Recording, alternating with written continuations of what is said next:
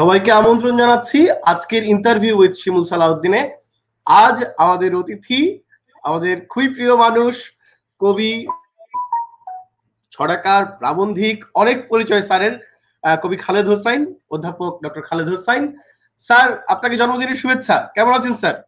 শুভেচ্ছা তোমাকেও এবং যারা দেখছেন বা পরে দেখবেন তাদের সবাইকে। এর পেছনে যারা মানে কষ্টকর কাজগুলো সম্পূর্ণ করেছে এবং করছে তাদেরও আমি আমার জন্মদিনে আমার আনন্দ মানে প্রকাশ করছি।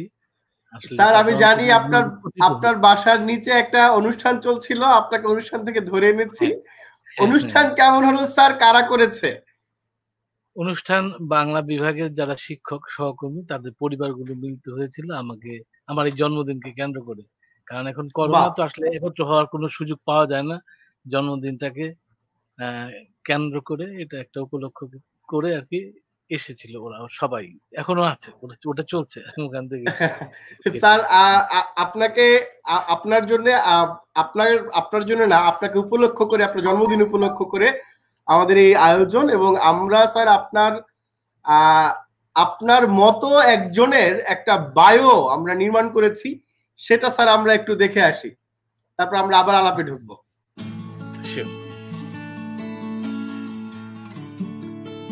কবি, ছড়াকার, শিশু সাহিত্যিক, প্রাবন্ধিক, সাহিত্যের শিক্ষক, নিজের 2 সন্তান ছাড়াও হাজারো শিক্ষার্থীদের পিতৃপম খালেদ হোসাইনের পরিচয় অনেকগুলি। 1964 সালের 20 অক্টোবর নারায়ণগঞ্জের ফতুল্লার ফাজিলপুরে জন্মেছিলেন তিনি। বাবা গোলজার হোসাইন, মা সুফিয়া খাতুন। উচ্চ মাধ্যমিক পর্যন্ত পড়াশোনা করেছেন নারায়ণগঞ্জে।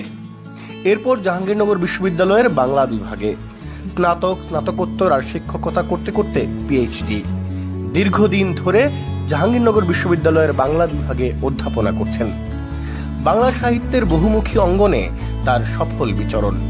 তার লেখা ছড়া গ্রন্থ হাউমাউ, বৃষ্টি যদি আসে, লেজ, একা একা বানান শেখা, পায়রা উড়ে যায়, রংগুলো সব থাকনা, শিশুদের জন্য এক একটা রসগোল্লা, 2 বাংলাতেই সমাদৃত হয়েছে খালেদ হোসাইনের ছড়া। ছড়ার খ্যাতি খালেদ হোসাইনকে বলা যায় কবি হিসেবে আন্ডার রেটেডও করে রেখেছে। অথচ পথ ঢুকে যায় বুকে, শিকার যাত্রার আয়োজন, জলছবির ক্যানভাস, পাতাদের সংসার, ইলামিত্র ও অন্যান্য কবিতা, এ আমি অন্য কেউ, কাকে বলি অন্ধকার, কাকে বলি আলোর মতো কাব্যগ্রন্থের মাধ্যমে বাংলা কবিতায় এক স্বতন্ত্র কাব্যভঙ্গির স্বাক্ষর রেখেছেন খালেদ হোসাইন। খালেদ হোসাইন যে সময়ে বসবাস করেন সেই সময়ের চাপ ও তাপ, স্বস্তি ও সম্ভাবনা আলগোছে উঠে আসে তার কবিতায়। ব্যক্তি মানুষ ও মানুষের আলো ও আধার মিলেমিশে যে রহস্যময়তা সৃষ্টি করে, সেই ধরনের এক ঘোর তৈরি করে তার কবিতা। বলা যায় বাংলা কবিতার মূল সড়ক ধরে এলাইত এক ভঙ্গিতে এগিয়ে যায় খালেদ হোসাইনের কবিতা। কবিতায় তিনি সহজ সুন্দরের পূজারী। রবীন্দ্র ভক্ত এই কবি ওই যে পাতায় আলো নাচে সোনারও বরণ, ওই আলোটুকু ধরতে চেষ্টা করেন চিরায়ত ধ্রুপদী প্রচেষ্টায়। সাহিত্য গবেষণায় খালেদ হোসাইনের অবদান বড় কিন্তু অনালোচিত। শিক্ষকতা জীবনে হাজারো শিক্ষার্থী তার অধীনে প্রচুর গুরুত্বপূর্ণ বিষয়ে গবেষণা করেছেন। সাহিত্যের স্বীকৃতি স্বরূপ খালেদ হোসাইন পেয়েছেন আবুল হাসান স্মৃতি পুরস্কার 1988, শ্রুতি সম্মাননা 2012, জীবনানন্দ পুরস্কার 2014 ও দাগ সাহিত্য পুরস্কার 2016। জাহাঙ্গীরনগর বিশ্ববিদ্যালয়ের ঋদ্ধ সাংস্কৃতিক পরিচয়ক নির্মাণে নাট্যাচার্য সেলিম আলদিন আর কবি মোহাম্মদ রফিকের মতোই বড় ভূমিকা আছে কবি খালেদ হোসাইনের। নামে বেনামে বিশ্ববিদ্যালয়ের সাংস্কৃতিক সংগঠনগুলোর সাথে সবসময়ই জড়িয়ে আছেন খালেদ হোসাইন। মানুষ হিসেবে মিশুক ও উদারমনায় কবি জীবনের আনন্দ গান গেয়ে চলেছেন প্রাণ ভরে।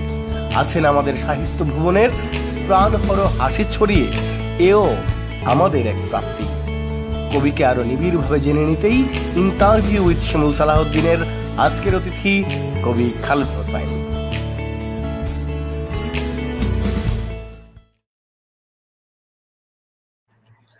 স্যার, কেমন আছেন? আমি ভালো আছি, খুবই ভালো আছি। এটা তো খুব আনন্দের একটি ব্যাপার যে জীবনে আরেকটি মানে গত জন্মদিনে মনে হয়েছিল আরেকটি জন্মদিনে পৌঁছানো আসলে একটা কঠিন কাজ আমাদের মতো দেশে, আমাদের জীবন বাস্তবতায়। এটা দৈনন্দিন, এটা রাজনৈতিক এবং শরীরের স্বাস্থ্যগত সব মিলিয়ে এক একটা দিন এক এক রকমের নতুন আনন্দ বার্তা নিয়ে আসে।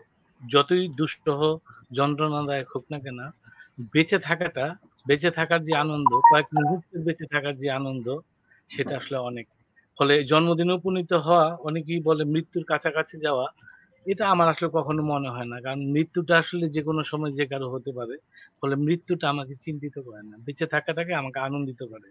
মৃত্যুর চিন্তা এটুকু করতে পারে যে একটা জীবন ফুরিয়ে যাবার সম্ভাবনা থাকে বলে আমার আসলে কিছু কাজ করবার আছে। নিশ্চয়ই মানে যেভাবেই আমি পৃথিবীতে আসি না কেন, আমার কোনো একটা উদ্দেশ্য আছে। কিছু একটা করবার আছে আমার।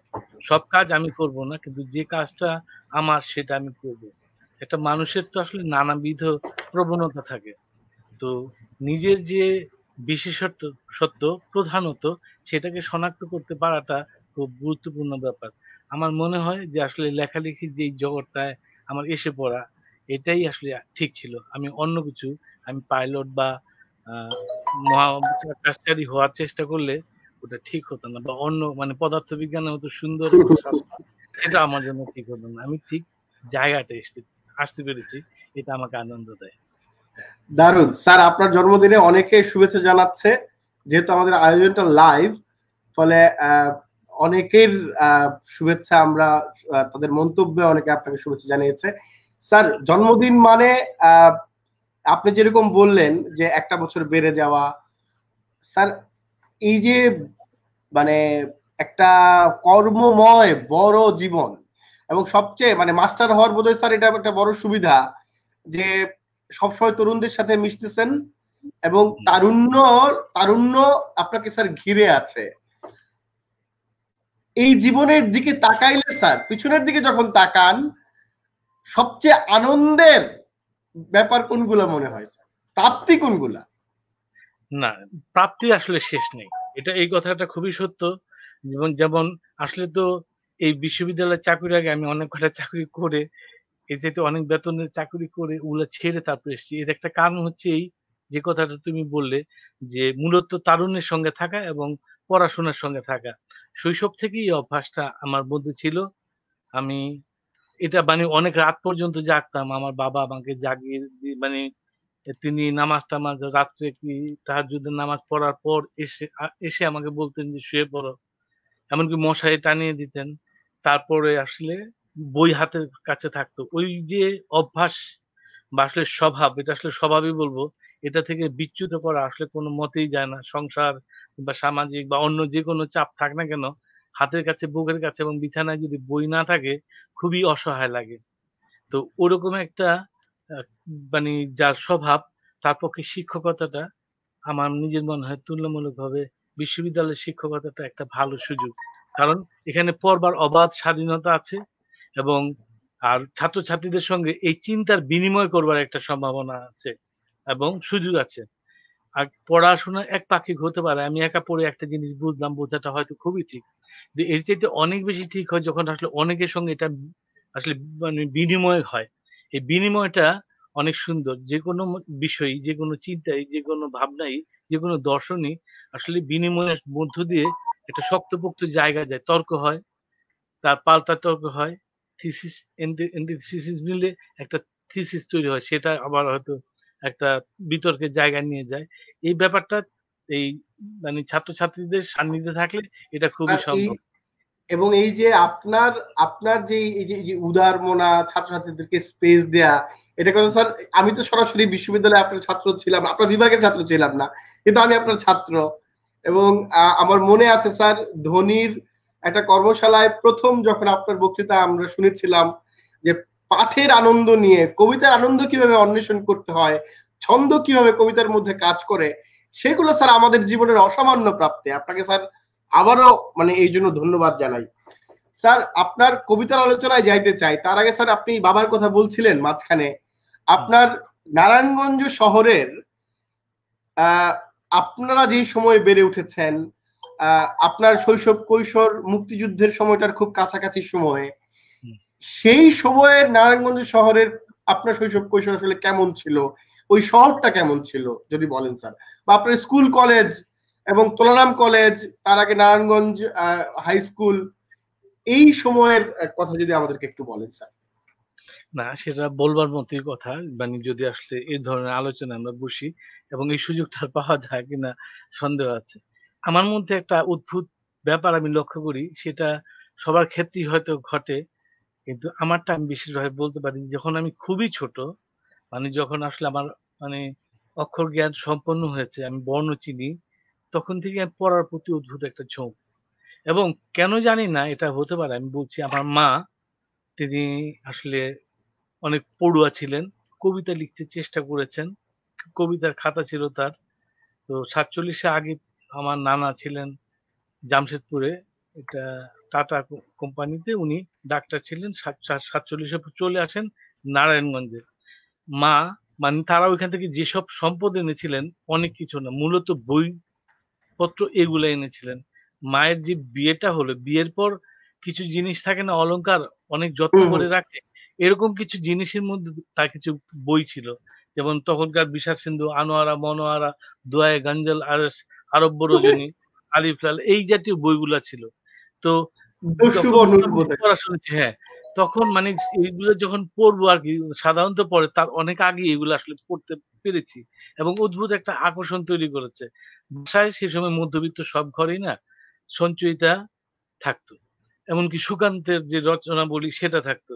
নজরুলের সঞ্চয়িতা এটা থাকতো। এটা নেই এমন ঘর সংসার, বা অভিধান নেই এমন ঘর সংসার আসলে কমই ছিল।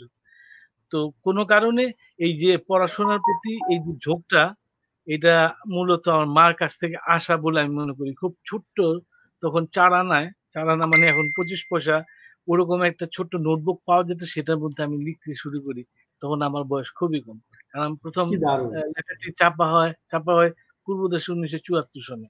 এর আগে মানে আমার সঙ্গে যারা পড়েছে আরকি, এটা জানবে, একটা মানে লেখালেখির প্রসঙ্গে বলি যে প্রত্যেক বুধবার তখন টিফিনের পরে ওখানে লেখা আছে, ফতুল্লা সরকারি প্রাথমিক বিদ্যালয়ে আমি পড়েছি।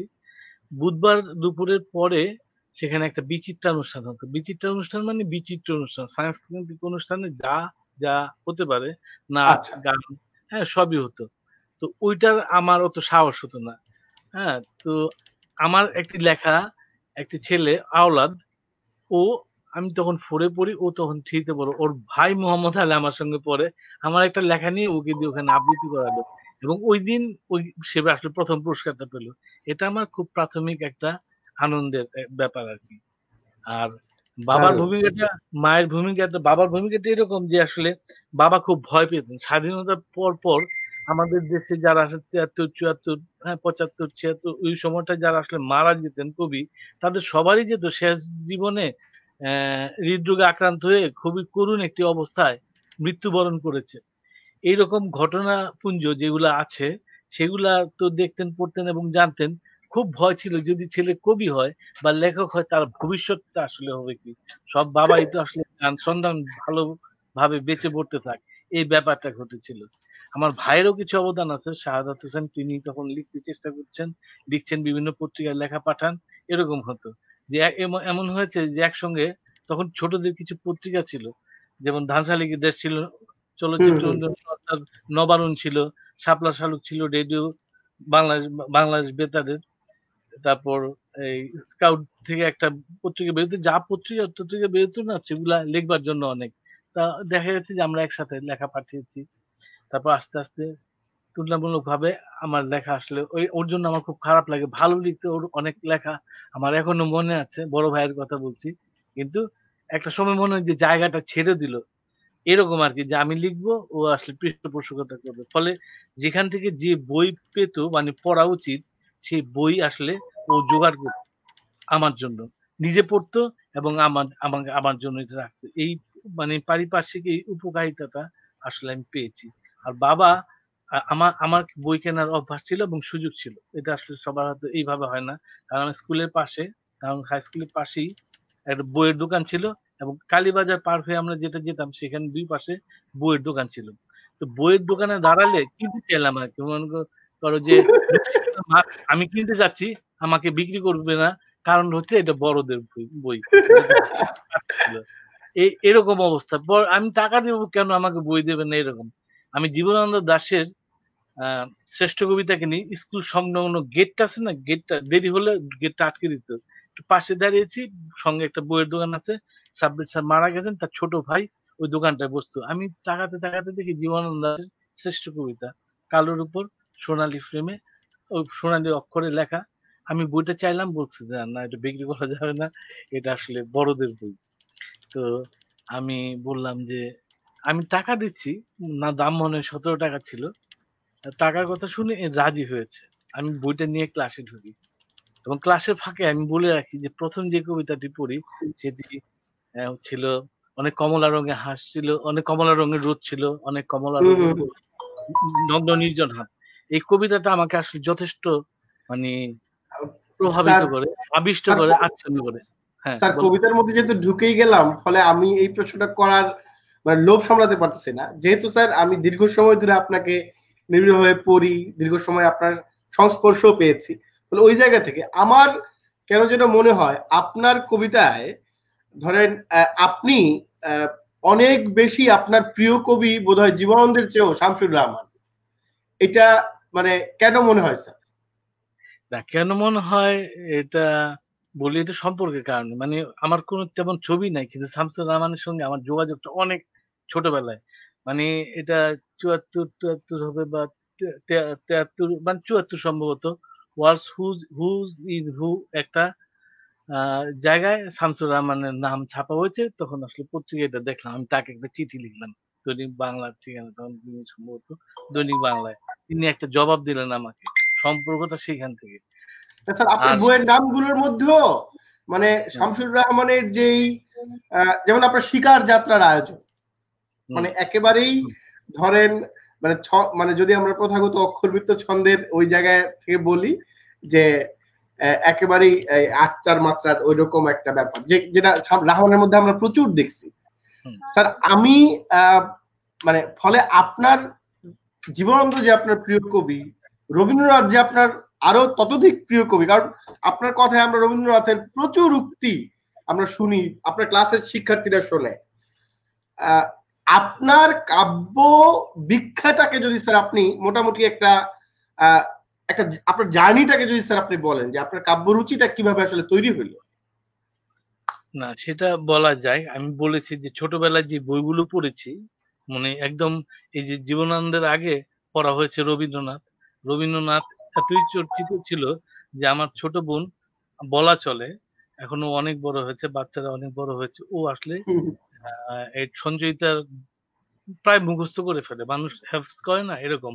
কোনো কবিতার কোনো একটি লাইন যদি বলতাম, হঠাৎ করে পৃষ্ঠা উল্টে পরের লাইন বা পরের বাকি অংশটা বলতে পারতো। আরেকটি বোন, ও আবৃত্তি করতে পছন্দ করত।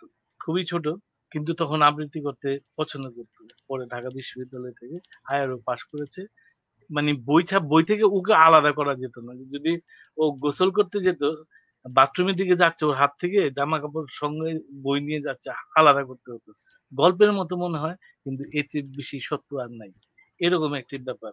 তো কবিতা প্রথমে অবশ্যই রবীন্দ্রনাথ সবাইকে টানে, নজরুল বেশি টানে। নজরুল অনেক সহজবোধ্য, দেখিনু সেদিন রেলে, কুলি বলে এক বাবু সাপ থাকে, ইত্যাদি। এসব কবিতা তো ওই বয়সে মমতায় ভরপুর, খুবই আর্দ্র থাকে আর মানুষের মন, মানুষের চোখ দেখবার এই ব্যাপারটা, ফলে এগুলা তো আকৃষ্ট করেই। তারপরে সুকান্ত ছিল হাতের কাছে। সুকান্তের যে কবিতাগুলো, সেগুলোর মধ্যে মানব দরদী যে মনোভঙ্গি আছে, সেটাও অনেক আকৃষ্ট করে। এবং মনে হয় যে কবিতা আসলে কাজই হচ্ছে এইসব মানুষদের পাশে দাঁড়ানো, তাদের মর্মটাকে অনুভব করা, অনুধাবন করা এবং সেটাকে আসলে উপস্থাপন করা। রবীন্দ্রনাথ রবীন্দ্রনাথ আশ্চর্য একটা, মানে বিশাল, তার একটা কবিতা থেকে আরেকটি কবিতায় যে আসলে, বা একটি গ্রন্থ থেকে আরেকটি গ্রন্থে দর্শনের যে উত্তরণ, এটা তো যে কাউকে আসলে আকৃষ্ট করবে, আচ্ছন্ন করবে, সম্মোহিত করবে, এটা থেকে বেরোনো কঠিন। ফলে এদের সম্মেলনে সম্মিলিত, সমন্বিত একটি কাব্যবোধ ছোটবেলায় আমি আসলে লালন করেছি। এবং সমকালীন কবিতা আসলে আমি অনেক পড়তাম। আমার ভাইয়ের যে কথা বলছি, ওর আসলে প্রশংসা করতে হয়, কখনো বলা হয়নি আসলে বিভিন্ন সাক্ষাৎকারে, যে মানে বিশেষ দিনগুলোতে তখনও তো বিশেষ সংখ্যা বেরোতো, হুম, হুম, প্রত্যেকটি হুম। পত্রিকা আসলে আমার বাসায় আসতো। আমান ভাই তখন ব্যাপক লেখেন, মানে তার কবিতা দিয়ে শুরু হয়, এরকম একটি অন্যদের কবিতাও আসলে থাকতো। ফলে সেই সময় যাদের কবিতা বেরিয়েছে, তাদের কাব্যগ্রন্থটা অল্প দিনের মধ্যে আমাদের ঘরে আসতো। এটা ওর এই অবদান। পরে এটা আমি আয়ত্ত করেছি। কিন্তু যেমন আসাদ চৌধুরী বলেছিলেন তার তবক দেয়া পান এটা অল্প সংখ্যক ছাপা হয়েছিল। খুব মানে প্রকাশকের অদক্ষতা অথবা তার নিষ্ক্রিয়তার কারণে, নিষ্ক্রিয়তাই বলবো কারণ তিনি একজন গল্পকার ছিলেন। তো এই বইটা যখন আসলে অনেকবার আফসার চৌধুরী বলেছিলেন যে প্রথম সংস্করণটা তেমন কারো হাতে যায়নি, কিন্তু সেটা আমার বাসায় ছিল। মানে এই ব্যাপারটা দারুণ ফলে দারুণ। এগুলা পড়া, সমকালীন অন্যান্য কবিতা পড়া, তারপর পশ্চিমবঙ্গের কবিতা পড়া এগুলা আসলে ছিল। কারণ মানে তখন দেশ পত্রিকাটা অন্তত ছিল। এছাড়া মানে বাসায় তো তখন এটা বলতে এটা প্রায় সব বাসায় ছিল। মানে রুশ যে পত্র পত্রিকাগুলো, ওই যে প্রগতি থেকে, তারপর ওটার নাম কি, রোদেগা মনে হয়।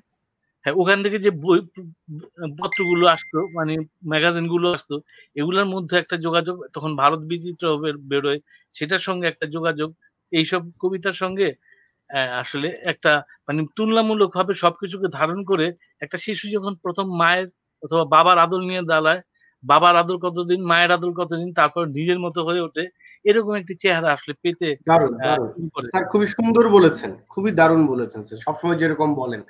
আমি স্যার মানে মানে কিন্তু আপনার কবিতার বই স্যার অনেক পরে বেরোলো এবং আপনি প্রচুর ছড়া লিখেছেন। হ্যাঁ, হ্যাঁ। ছড়াকার হিসাবে স্যার আপনার আহ, মানে খ্যাতি আমি বলবো, ধরেন পশ্চিমবঙ্গের ব্রত রায় আমাকে একটা ইন্টারভিউতে কয়েক বছর আগে বলছিলেন যে আমি ওকে জিজ্ঞেস করেছিলাম যে বাংলাদেশের কাদের ছড়া তার বেশি পছন্দ, তো উনি আসলে তিনটা নাম বলেছিলেন। একটা একটা হলো লুৎফর রহমান রিটন, আমিরুল ইসলাম এবং খালেদ হোসাইন।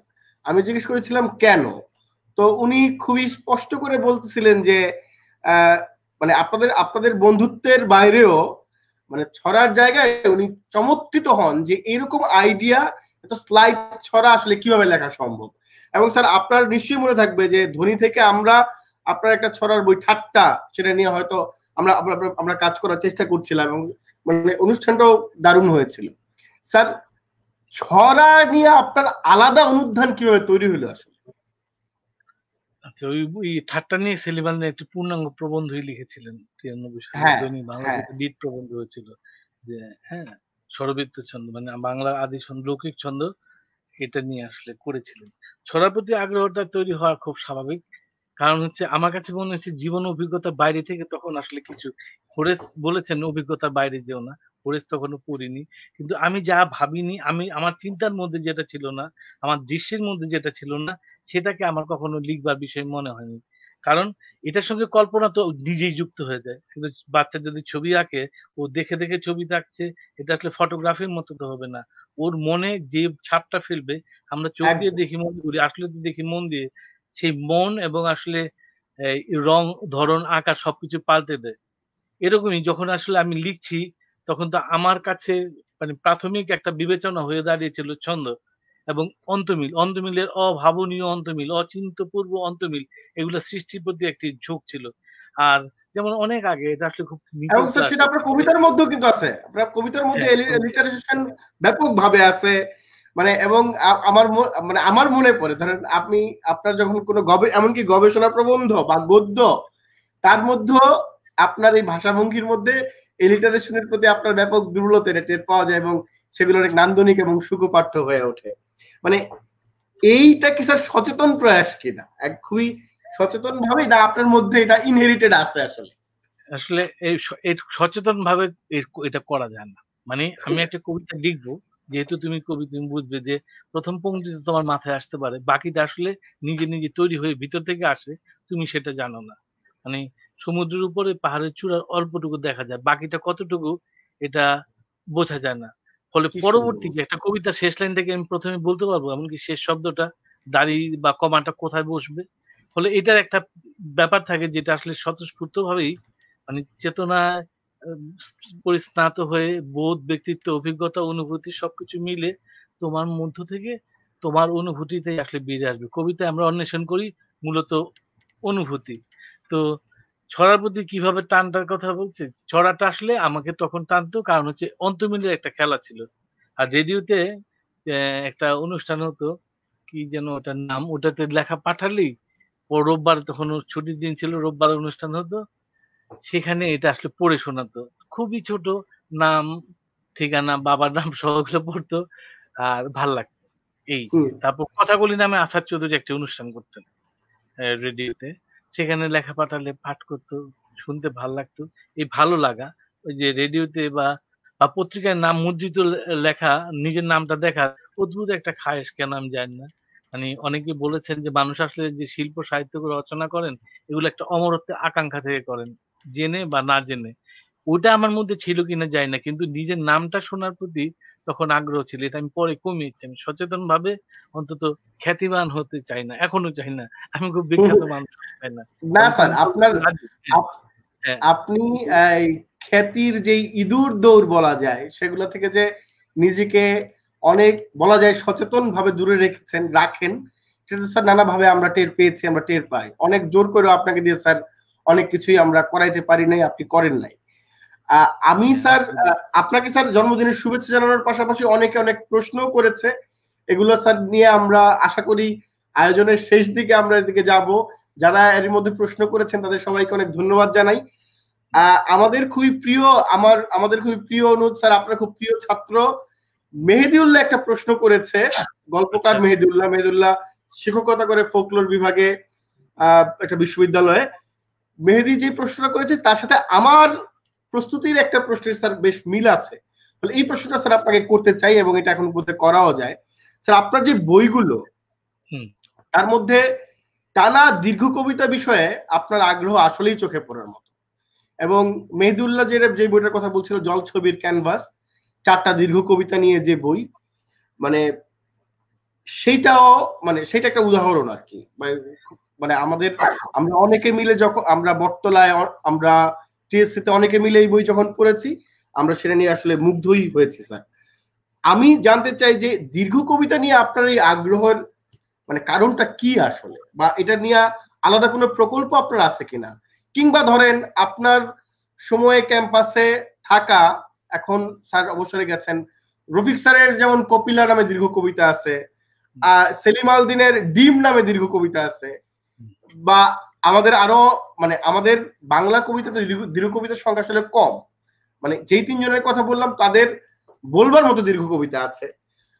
মানে আপনার দীর্ঘ কবিতা নিয়ে আপনার প্রকল্পের জায়গাটা বা চিন্তার জায়গাটা স্যার আমাদেরকে যদি বলেন। এটা না মানে যেমন একটা কাচকি মাছ, এটাকে যতই আমি পুষ্টিকর খাবার খাওয়াই এটা কাতলা মাছের আকৃতি নেবে না। আবার একটা কাতলা মাছকে যতই তাকে আমি চাপাচাপি করে রাখি, পুষ্টি দিই, ও কিন্তু আসলে ওর একটা সাইজ নেবে।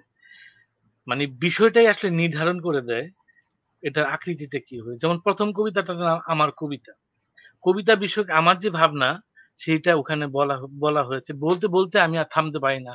মনে হয়েছে আমি এটা নিয়ে ভাবি আমার কবিতায় কি কি আছে। তখনও পর্যন্ত কি আমি কবিতা সম্পর্কে ভাবি। ইনফ্যাক্ট এটা আসলে একটা মানে বিশাল আকৃতির প্রবন্ধ হতে পারতো, কিন্তু প্রবন্ধ না, প্রবন্ধ আমি লিখে স্বস্তি পাই না। কবিতায় কবিতার মতো করে কবিতা আকারে এটা আসলে উপস্থাপিত হয়েছে। এই কবিতা এর চেয়ে কম হওয়ার কোনো উপায়, একটি পংক্তি বাদ দেওয়ার কোনো উপায় ছিল না। কল্পনা চাওলার কথা আছে, চাকমা মেয়ে আমাদের হারিয়ে যাওয়া কল্পনার কথা আছে, সারা দুনিয়ার রাজনীতির কথা আছে, রাষ্ট্রনীতির কথা আছে, আমাদের কবিতার বোধ, সমকালীন কবিদের চেতনা, তাদের আসলে ইচ্ছা অনিচ্ছা প্রবণতা, এগুলা বিষয় আছে। ফলে ওই কবিতাটা চেটে মানে আর ছোট করার উপায় ছিল না। দ্বিতীয় কবিতা এটা মনে হয় নির্জন ছায়ার স্বাক্ষর। এটা আসলে মানে 47-এ আমার মা যে এখানে আসলে এলো, ওই 47-এর 1.5 ভাগের পর থেকে পরবর্তী যে তার আসলে জীবন সেটা অনেকটা এসে আমার যে জন্ম আর কি, সেই জন্মের দিনটার থেকে আসলে এই কবিতার শুরুটা হচ্ছে একটা ছুটিঘর বলে আগে যেটা আসলে থাকতো, যে ঘরে আসলে সন্তান জন্ম দেওয়ার জন্য একটা আলাদা ঘর থাকতো, আঞ্চলিক বিভিন্ন শব্দে এটাকে চিহ্নিত করা হয়, কিন্তু ওই ঘরে কোনো বাচ্চা হতো। আমার মা যখন ওই ঘরে যান, মৃত্যু নিশ্চিত প্রায়, প্রত্যেকটা মাই আসলে নিশ্চিত মৃত্যুকে কবুল করে এক একটা সন্তানের জন্ম দিতেন, কারণ তখন মানে মাতৃমৃত্যুর হার এমনকি শিশু মৃত্যুর হার অনেক বেশি ছিল। সেই ঘরে আমার দাদি ছিলেন দেখতে খুবই সুন্দরী, হ্যাঁ বেশ সুন্দরী হলে আমার মা অত মানে গায়ের রং তার অনেক ফর্সা ছিল না, মানে শ্যামলা বলা চলে বা কালো বলা চলে। ওইখানে যখন আমি জন্মালাম, একটা ঘটনা, আমি জন্মানোর পরে আমার দাদি বলেছিল বিআইন, বিআইন মানে আমার মায়ের মা, যে পোলা তো কালা হইলো, মানে টকটকে লাল দেখতে হয়েছে, যারা লাল হয় দেখতে তারা আসলে কালো হয়। তো এই কষ্টটা না তিনি পেয়েছিলেন, এবং এটা মানে তিনি আমাকে নিয়েই তো, আমরা অনেক কজন ভাই বোন কিন্তু আমার সঙ্গে গল্প করতেন, কারণ পরে দেখা গেল এখন মানে গায়ের রং বদলেছে, আমি অত কালো ছিলাম না শৈশবে বা এইটা আর কি। এই স্যার কষ্টটা আপনাকে যদি স্যার কালো বলা হয় আমাকে কি বলা হবে? তোমাকে ভালো বলা হবে, মানে ওই রংটা পুরুষদের খুব ভালো মানায়। এই তো এটা আর কি, ওই যে কবিতাটার মধ্যে ওই ৪৭-এর মা এখানে আসা, তারপর তার স্মৃতিচারণ, ওই সময় তার মনে পড়ছে আসলে কোথায় ছিলেন, ওই জামশেদপুরের কথা মনে পড়ছে, দেশ ভাগ হলো, এখানে আসছে, তারপর বিয়ের কথা, এটার সঙ্গে আমাদের রাজনীতির প্রবহমানতা, ৭-এর দশক, ৭১-এর মুক্তিযুদ্ধ, পরবর্তী ঘটনা, বঙ্গবন্ধুর মৃত্যু, জিয়ার শাসনামল, এই পর্যন্ত আসলে এইটার মধ্যে আসছে। ফলে ওই কবিতাটার মানে উপায় ছিল না এই যে ছোট করার আমার পক্ষে। এগুলা ৩, ৪, ৫ লাইনে অনেকে লিখে ফেলতে পারেন ইঙ্গিতধর্মী অনেক কথা। কিন্তু ওই কবিতায় আমি যে যন্ত্রণাটাকে যে মানে স্পর্শ করতে চেষ্টা করেছি, যে সত্যটাকে আসলে বাস্তবায়িত করতে চেষ্টা করেছি, তার পক্ষে আসলে সম্ভব ছিল না কোনো মানে বর্জন অন্তত। এমনকি পরিমার্জন। আমি মনে করি যে ওই কবিতাটা পরিমার্জনযোগ্যও না। এরকম আরকি। পরের কবিতাগুলো চাই, মানে যখন আসলে একটা কবিতা আছে যেখানে আসলে বেসরকারি যে সংস্থাগুলো, সেখানে আসলে আমাদের নারীরা যে কাজ করছে, সেটার মধ্যে তাদের যে যন্ত্রণা, সংসার ঢাকায় হয়তো চাকরি করতে হচ্ছে কুমিল্লায় এসে গিয়ে, এইসব ব্যাপার, এবং প্রকৃতির সঙ্গে, তার শৈশবের সঙ্গে, তার কৈশোরের সঙ্গে, তার যৌবনের স্বপ্নের সঙ্গে এগুলার যে দ্বন্দ্ব, এগুলা, রাজনীতি এসেছে, রাজনীতির সংঘাতগুলো এসেছে, সম্ভাবনাগুলো এসেছে, সম্ভাবনা এবং এই যে সংঘাত, এইগুলা এসেছে। ফলে ওগুলা মানে একটি কবিতায় ধরতে গেলে আসলে পারা যাচ্ছিল না। ফলে এই কবিতাগুলো সঙ্গত কারণেই আসলে দীর্ঘ হয়েছে। আর ব্যক্তিগতভাবে কারো দ্বারা আসলে প্রণোদিত হওয়ার কোনো উপায় ছিল না, প্রভাবিত হওয়ার উপায় ছিল না। যেমন দীর্ঘ কবিতা অনেক লিখেছেন মুনীন্দ্র গুপ্ত, তাই না? যিনি লেখেন যে স্যার আপনার এক সুন্দরী ছাত্রী লিখেছে, স্যার কি আপনার মতন কালো হইতে চাই। কে নাম? অন্তরা। স্যার ঠিক আমাদের কবি সুহিতা সুলতানা লিখেছেন, কবির আছে। জন্মদিনে এর চেয়ে ভালো উপহার আর হয় না। ধন্যবাদ তোকে শিমুল, খালেদ ভাইয়ের জন্য নিরন্তর শুভকামনা। যদি সময় থাকে তাহলে তার সম্প্রতি লেখা কবিতা কবির কণ্ঠে শুনতে চাই। স্যার শোনাবেন নাকি একটা? আচ্ছা, যদি সময় থাকে তাহলে শোনাবো। সম্প্রতি লেখা না, কবিতা এই কথাটা আমি বলি, সম্প্রতি লেখা হয়। আজকে যে লেখাটা লিখলাম এটি সাম্প্রতিক। কিন্তু কবিতা কিন্তু আসলে কখনো কোনো একটা জায়গায় সাফো, কিংবা অনেক আগে যারা লিখেছেন ব্র্যাভো কিংবা বোদলেয়ারের কথা বলি, এলিয়ট, হ্যাঁ, এরা না মানে একটা কবিতা যদি পুরনো হয়ে যায় তাহলে সেটা কবিতা না। যেকোনো শিল্পেরই একটা পুনরুৎপাদন শক্তি থাকতে হয়। যেমন মোনালিসার ছবিটা আমরা তো দেখে মুখস্থ করে ফেলেছি। কিন্তু তারপরেও ওই ছবিটার কাছে দাঁড়ালে, অন্নদা শঙ্কর একটি ভ্রমণ কাহিনী প্রসঙ্গে বলেছিলেন, যখন তিনি মূল ছবিটার কাছে দাঁড়ান, তার কাছে এটাকে খুব সাধারণ মনে হয়েছে। দেখে তিনি এতই অভ্যস্ত। পুরো মিউজিয়াম ঘুরে যখন তিনি ফিরে আসছিলেন, অনেক ছবি যেগুলো তাকে প্রবলভাবে আলোড়িত করেছে, অন্তরের দাগ কেটেছে বলে তার মনে হয়েছে, তিনি দেখলেন আস্তে, আস্তে সব মিলে যাচ্ছে। তার দিকে তাকিয়ে হাসছে মোনালিসা। তো এই যে মানে যেটা একবার রচিত হয় তার মধ্যে পুনর্বার আসলে জন্মানোর যে ক্ষমতা, এটাই থাকতে হয়। একটা গান আমরা বারবার শুনি, একটি দৈনিক পত্রিকা আমরা বারবার পড়ি না। এবং চাইনিজ একটা ফ্যাং সুই নামে একটা দর্শন আছে, তারা বলে আজকের পড়া পত্রিকা ফেলে দাও, কারণ এটা তোমার কোনো কাজে লাগবে না। দরকার হলে তুমি লাইব্রেরিতে গিয়ে পড়াশোনা করো, কিন্তু যা বাতিল হয়ে গেছে তাকে তুমি আসলে ধরে রেখো না।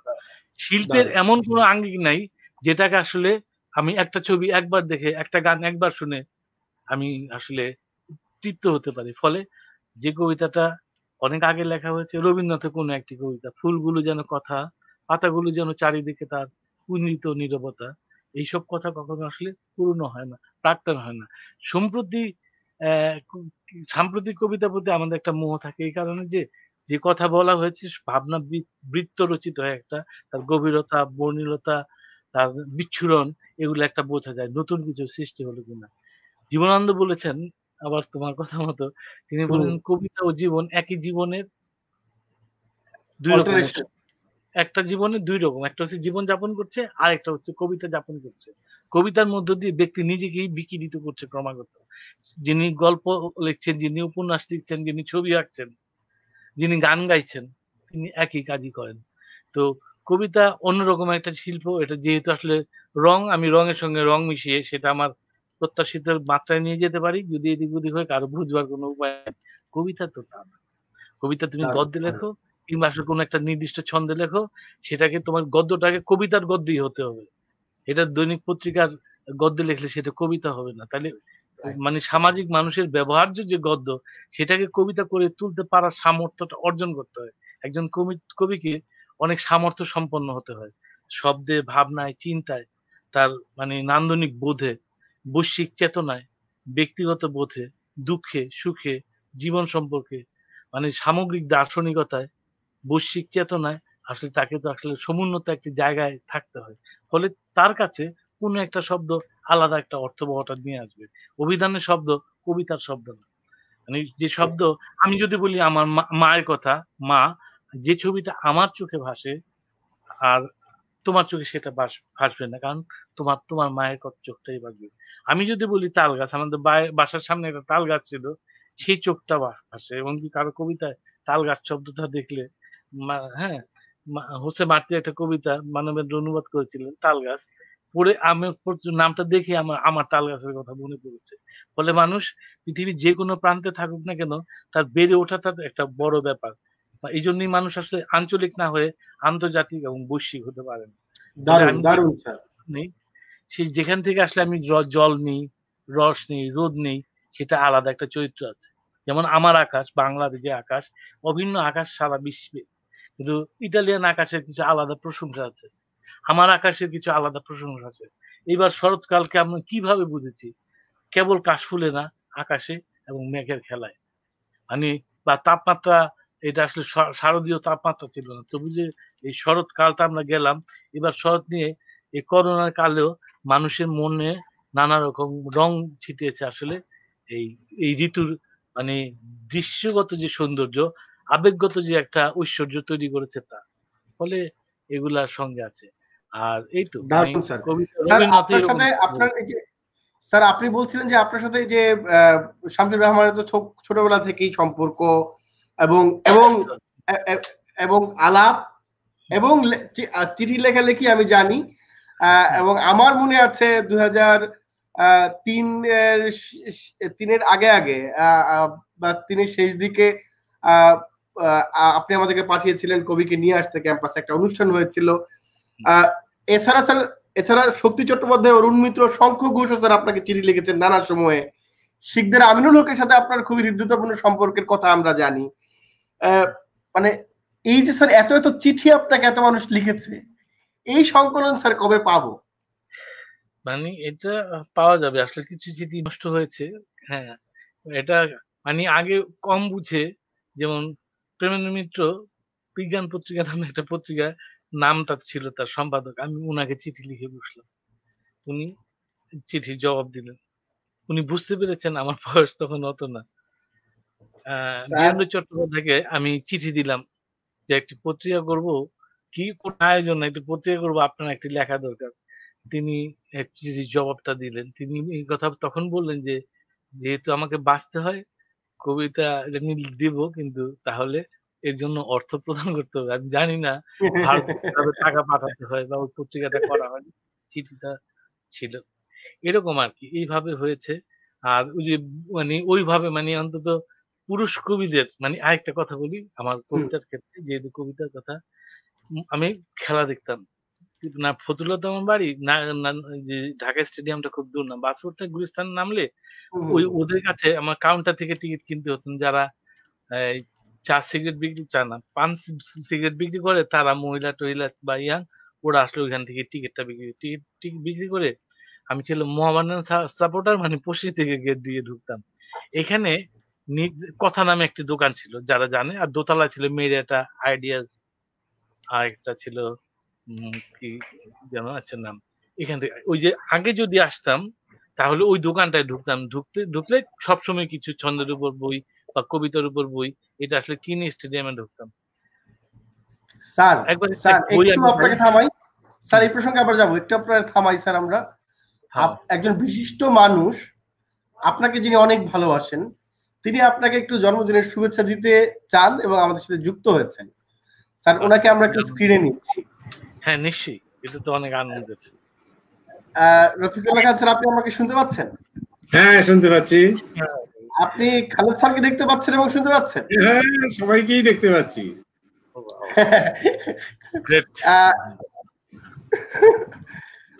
আমি জানতে চাই মানে খালেদ স্যারের সাথে আপনার সম্পর্ক তো সুবিদিত, দীর্ঘ সময়ের, আপনাদের বন্ধুত্ব সুবিদিত, মানে বন্ধু, সাহিত্যের বন্ধু, কবি বন্ধু, এবং আপনার দুজন একই প্রফেশনে আছেন। সব মিলিয়ে খালেদ হুসাইন আসলে আপনার কাছে কি? এটা সবচেয়ে মজার ব্যাপার হলো যে আমরা তো এখন করোনা বিচ্ছেদকালের মধ্যে আছি। ওকে কাছে থেকে দেখি না, বহুকাল দেখি না। মানে আমাদের সম্পর্কটা এমন দীর্ঘকালের সম্পর্ক। খালেদ মানুষ হিসেবে আমার কাছে সবচেয়ে গুরুত্বপূর্ণ, বন্ধু হিসেবে গুরুত্বপূর্ণ, কবি হিসেবে সংবেদনশীলতার দিক থেকে গুরুত্বপূর্ণ, আর একজন শিক্ষক হিসেবে একাডেমিক্যালি গুরুত্বপূর্ণ। এই বন্ধুত্বগুলো বহু মাত্রায় দেখা যেতে পারে।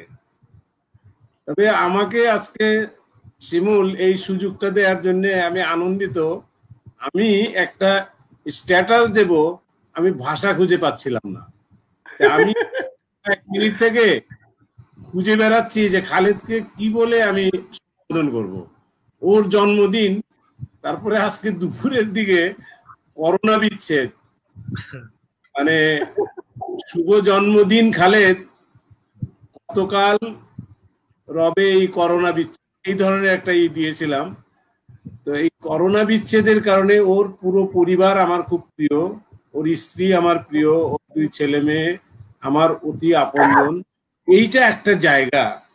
কিন্তু একজন কবি ভিন্ন মাত্রার মানুষ হতে পারে, একজন কবি মানুষ হিসেবে সীমাবদ্ধ হতে পারে, সেটা গ্রহণযোগ্য। একজন কবির অনেক ধরনের অপূর্ণতা থাকতে পারে, কবি হিসেবে সে পৃথিবীর শ্রেষ্ঠ হতে পারে। এরকম কবি আমরা অনেক দেখেছি, সেই আর্তুর র্যাবো, তারপরে সেই আরো অনেকে আছে, তারপরে বদলেয়ার। ব্যক্তি মানুষ হিসেবে তাদের যে জগৎ, সেই জগৎ আর তার কবিতার জগৎ কিন্তু আলাদা। তো খালেদ আমার কাছে যে কারণে গুরুত্বপূর্ণ, সেটা হচ্ছে সবকিছু মিলিয়েই আমার কাছে অতি আপন, অতি প্রিয় এবং অসাধারণ। তার কবিতা আমি পড়ি, তার কবিতার একটা কোমলতা আছে, যে কোমলতার মধ্যে মানুষ নিজেকে আবিষ্কার করতে পারে। মানুষের খণ্ড খণ্ড অনুভূতিগুলো ওর কবিতার মধ্যে পাওয়া যায়। আমি খালেদকে এইভাবেই দেখি। একবার একটা আর্টিকেল শুরু করেছিলাম খালেদের উপর, ওইটা শেষ হয় নাই, কিন্তু ওর কবিতাগুলো আমার মোটামুটি পড়া হয়ে গেছে। এবং তা থেকে আমার যেটা মনে হয়েছে সেটা হলো যে ওর কবি মনটা একদম ওর নিজস্ব, ওর অন্তর্জগতের একটা নিজস্বতা আছে। আর সবচেয়ে যেটা একজন কবির জন্য গুরুত্বপূর্ণ, আত্মমগ্নতা। একদম। ছাত্রীরা তাকে ভালোবাসে, এটা আমি দেখেছি, যে এটা একদম অধ্যাপককে ভালোবাসতেই পারে, আমাদেরও ভালোবাসে ছেলে মেয়েরা, সেটা খুব ভালো জায়গা। কিন্তু আমি ব্যক্তিগতভাবে মনে করি, একজন সংবেদনশীল মানুষ হিসেবে মনে করি যে খালেদ আমাদের কালের অসাধারণ একজন সৃজনশীল মানুষ। তাকে সৃজনশীল মানুষ, তার সৃজনশীলতা যে জায়গাগুলো আমি বললাম, যে মানুষ হিসাবে, শিক্ষক হিসাবে, একজন কবি হিসাবে, এবং শিশু কিশোরদের জন্য যে কবিতা, যেগুলো ছড়া বলা হয়, আমি কোনোদিন ছড়া বলি না, আমি সেগুলো কবিতাই বলি। সেই কবিতার শিশু কিশোরদের জন্য যে কবিতাগুলো লেখে, সেগুলোর লেখক হিসেবে, এবং আদর্শের জায়গায় সারা জীবন এখনো পর্যন্ত অবিচল থাকার যে মানে দৃঢ়তা, সেই হিসাবেও আমার কাছে খালেদ অত্যন্ত গুরুত্বপূর্ণ। অনেক বড় বড় কবিরা আদর্শচ্যুত হয়েছেন, খালেদ কিন্তু জীবনের শুরু থেকে আজ পর্যন্ত আদর্শচ্যুত হয় নাই। তার প্রগতিশীল সত্তাটা, তার মানে অসাম্প্রদায়িক সত্তাটা সবসময়ই উন্মোচিত রাখার যে শক্তি, সেই শক্তি কিন্তু খালেদ ধারণ করে গেছে। আর মানুষ জনপ্রিয়তার জন্য আপোষ করে, খালেদ কিন্তু কোনোদিন আপোষ করে নাই, যেটা আমার কাছে খুব গুরুত্বপূর্ণ মনে হয়। আমি মানে মানে আপনাকে পেয়েছি বলে এই প্রশ্নটা আমি স্যারকে করতাম না, স্যারের আজকে জন্মদিন, কিন্তু আপনাকে পেয়েছি বলে এই প্রশ্নটা আমি করতে চাই। সেটা হলো ধরেন মানে আমাদের দেশে কবিদেরকে দশক ওয়ারি এক ধরনের বিভাজন করার, এক এক দশকে 3 জন 4 জন 5 জনকে গুরুত্বপূর্ণ বলার এক ধরনের রেওয়াজ আছে। কবি খালেদ হোসাইন মানে যদি আমরা সময়কাল হিসাব করি, অন্তত মানে আমি মনে করি এটা 80-র দশকের একজন গুরুত্বপূর্ণ কবি। কিন্তু ধরেন 80-র দশকের কোন আলোচনায় যে আমরা খালেদ স্যারের নাম দেখি না, এটার কারণ মানে একজন মানে সাহিত্যের আরেকজন শিক্ষক হিসেবে, বা ধরেন খালেদ হুসাইনের খুব কাছের বন্ধু হিসেবে, এই যে সাহিত্যের এই রাজনীতির বলয়ের মধ্যেই তো আপনারা থাকেন, এবং আপনি এখন শেখ হাসিনা বিশ্ববিদ্যালয়ের উপাচার্য, সাহিত্যে আপনার গুরুত্বপূর্ণ রকম অবদানও আছে। এই ব্যাপারগুলোকে আপনি কিভাবে দেখেন আসলে? না, একটা উপাচার্য সেটা হচ্ছে জীবনের 4 বছরের একটা ঘটনা। আপনি সাহিত্যের শিক্ষক, সেটা তো গুরুত্বপূর্ণ। আমি সাহিত্যের শিক্ষক হিসেবেই নিজেকে সবচেয়ে গুরুত্বপূর্ণ মনে করি, এবং খালেদের জীবনের জন্যও গুরুত্বপূর্ণ। কিন্তু আপনি মূল প্রশ্নটা করেছেন, সেইটা হলো যে আমি একজন কবিকে বিচার করার ক্ষেত্রে দশককে আদৌ তাৎপর্যপূর্ণ মনে করি না। কারণ মহাকালের মধ্যে একজন কবি 10 বছরের মধ্যে বেঁচে থাকবেন, একটা শিশু কতদিন বেঁচে, মানে কতদিন একটা শিশুকে আপনি মূল্যায়ন করবেন? 10 বছরের হিসাবের মধ্যে যদি কোনো কবিকে ফেলা হয়, এটা আমি সবসময়ই বলেছি যে কবিতা বিচারের জন্য দশক একটা তাৎপর্যহীন বিষয়। ছোট কবিরা দশক খুঁজতে পারে একটা ছোট্ট আশ্রয়, সেইটা নিয়ে কিন্তু সেই 50-এর দশক আমরা তৈরি করেছি, সেই 60-এর দশক আমরা তৈরি করেছি, বা কিছুটা তৈরি হয়েছিল, ওই সময় একটা ঘটনা ছিল। এবং অনেক কবি 70-এর দশকে কবিতা লিখে দেখেছেন এখানে ভালো কবি নাই, তারা মানে একদম জাম করে 80-র দশকে চলে গেলেন। অনেকের মনে হলো না এটা আমার ভালো লাগছে না, 80-র দশকে কবিতার বই বেরিয়েছে, তারা আবার 90-এর দশকে চলে গেলেন। এগুলো দিয়ে কিন্তু কবিতা টিকবে না। কবি টিকবেন তার কবিতার জোরে, কবিতার শক্তিতে। তো আমি যাদেরকে ভালো কবি মনে করি, যাদের কবিতা আমার ভালো লাগে, জীবনানন্দ কি 30-এর দশকের কবি? তিনি তো রবীন্দ্রোত্তর কালের শ্রেষ্ঠ কবি, আমি বিবেচনা করি এইভাবে। তাকে 30-এর দশকের মধ্যে আবদ্ধ রাখার এক ধরনের সীমাবদ্ধতা। ওই সময়ের সীমাবদ্ধ কবিরা 30-এর ওই মানে একটা মানে ব্র্যাকেটের মধ্যে তারা নিজেদেরকে চিহ্নিত করতে চেয়েছেন, কিন্তু জীবনানন্দ তো তা নন। তেমনি 40-এর দশকে কিংবা পরবর্তী কালগুলোতে দশকের মধ্যে কবি কিন্তু টিকে থাকেন নাই, কবি মহাকালের মধ্যে টিকে গেছেন তার কবিতার শক্তিতে। এই জন্য খালেদ মানে তার কবি হিসাবে, একজন শিক্ষক হিসাবে ছাত্রছাত্রীরা যতদিন থাকবে তাদের মধ্যে থাকবে, কিন্তু কবি হিসাবে অনন্তজীবী হয়ে যাওয়াও তার পক্ষে অসম্ভব কিছু নয়।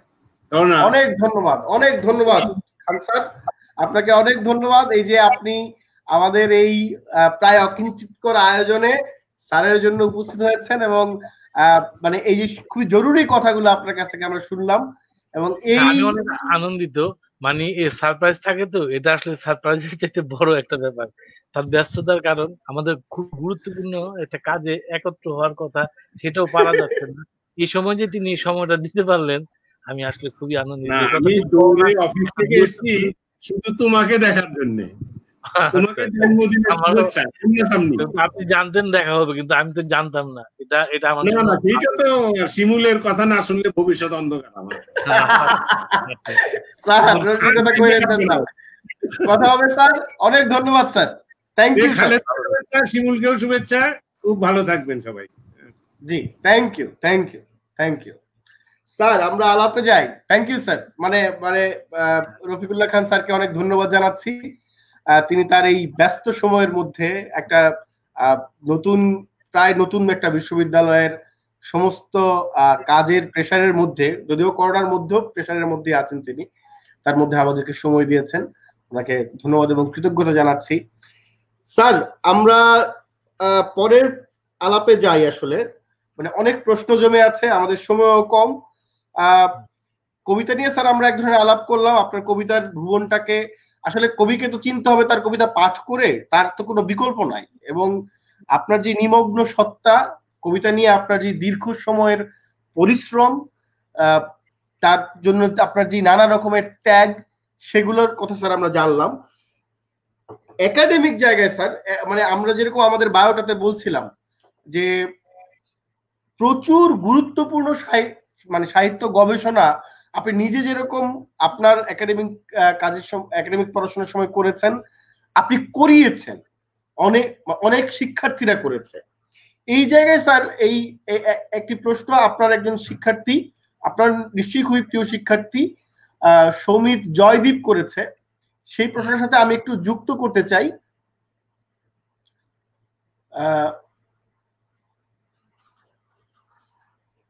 যে স্যার, একজন শিক্ষক ও গবেষক হিসেবে বাংলাদেশের গবেষণার ফলিত অর্জনকে আপনি কিভাবে মূল্যায়ন করেন? স্যার, এই প্রশ্নের উত্তরই স্যার আমরা আগে যাই, তারপর স্যার আমি আমার লেসটুকু যুক্ত করছি। বাংলাদেশের গবেষণাটা কি জিনিস, মানে কোন একটা বিষয়ে আমার জানবার তীব্র আকাঙ্ক্ষা থেকে তো গবেষণাটা করে। এটা আসলে যে গবেষক উচিত অনুসন্ধান যার মধ্যে আছে, এটা নিরাময়ের চেষ্টা সে করবেই। ওই এখানে যে কথাটা বলা হয়েছে সেটা হচ্ছে প্রাতিষ্ঠানিক গবেষণা, বিশ্ববিদ্যালয়, এমফিল, পিএইচডি, এই ডিগ্রিগুলা। এখানে একটি ব্যাপার দেখা যাবে যে এর মধ্যে সেনাবাহিনীতে যারা চাকরি করে তাদের অনেক উৎসাহিত করা হচ্ছে তারা যেন এমফিল, পিএইচডি করে। সরকারি কলেজে যারা চাকরি করে তাদেরকে বলা হয় যে যদি এমফিল, পিএইচডি থাকে তাহলে তাদের কিছু প্রমোশনের ক্ষেত্রে সময় রেয়াত পাওয়া যায়, দ্রুত হতে পারে, এইসব। এরকম একটা মানে চাপে পড়ে কেউ যদি গবেষণা করতে আসে, তার যদি আসলে মানে প্রকৃত অর্থে নিজের ভেতর অনুসন্ধিৎসা না থাকে, তাহলে এটার মানে মান কখনো ভালো হবে না। ফলে অধিকাংশ গবেষণাই এরকম। কিন্তু অনেক মানুষ আছেন যারা আসলে, অনেক ছাত্র আছেন যারা শৈশব থেকে হয়তো স্বপ্ন দেখেন অথবা বিশ্ববিদ্যালয়ে ভর্তি হওয়ার পর স্বপ্ন দেখেন যে আসলে এই বিষয়ে গবেষণা করবে। তো আমার বিবেচনায় যে মানে সত্যিকার অর্থে যে নিষ্ঠা নিয়ে আসলে একসময় সুকুমার সেনরা, দীনেশচন্দ্র সেনরা বা আমাদের এখানেও যারা, এমনকি হাসান হাফিজুর রহমান কবি কবিতায় যে নিষ্ঠার পরিচয় দিয়েছেন, বা পরে যারা আসলে গবেষণা করেছেন, ওই যে মানে অনুসন্ধিৎসা, নিরাময়ের প্রচেষ্টা, সিদ্ধান্ত গ্রহণ, তথ্য এবং আমাদের জানা পরিসর এবং এর বাইরে যা কিছু আছে এগুলো নিয়ে বুঝে শুনে তারপর গবেষণায় অগ্রসর হওয়া, এই প্রবণতাটা আসলে কম। এটার আসলে মূল ভাগটা কম। একটা গবেষণা একটা চিন্তাধারাকে, নন্দনতাত্ত্বিক বিবেচনাকে, বৈজ্ঞানিক কোনো ধারণাকে নতুন ভাবে প্রকাশিত করতে পারে। আমাদের দেশে কাজগুলো হয় মোটামুটি মানের, হ্যাঁ, এগুলো আসলে ডিগ্রি না পাওয়ার মতো না। কিছু কাজ হয়তো বাতিল হয়ে যায়, কিছু কাজ এমন হয় যে মোটামুটি একটা কাজ হয়, প্রকাশনা সম্মতিতে থাকে না। কিছু কাজ হয় অসাধারণ, কিছু কাজ বলা হয় যে এটা প্রকাশিত করা উচিত, এরকম আর কি। তো আমাদের এখানে মূল প্রশ্ন যেটা আসলে কিভাবে মূল্যায়ন করবেন, আমি মনে করি এখানে 40% কাজ খুব ভালো, এর মধ্যে খুব ভালো কাজ হচ্ছে 10%, সাহিত্যের কথা বলছি, আর এরকমই, এটাই আর কি। কাজ যখন আমরা করি, সময় আমরা দেখেছি স্যার গবেষণার ক্ষেত্রে, ধরেন ঢাকা বিশ্ববিদ্যালয়ের এমনকি খুবই বিখ্যাত শিক্ষকদের বিরুদ্ধেও আসলে এই অভিযোগ উঠেছে যে তার গবেষণা কর্ম বেশিরভাগই কাট পেস্ট করা বা নকল, এবং মানে সেটা স্যার মানে মানে এই এই সমস্যাটা আমাদের বিশ্ববিদ্যালয় পর্যায়ে আছে।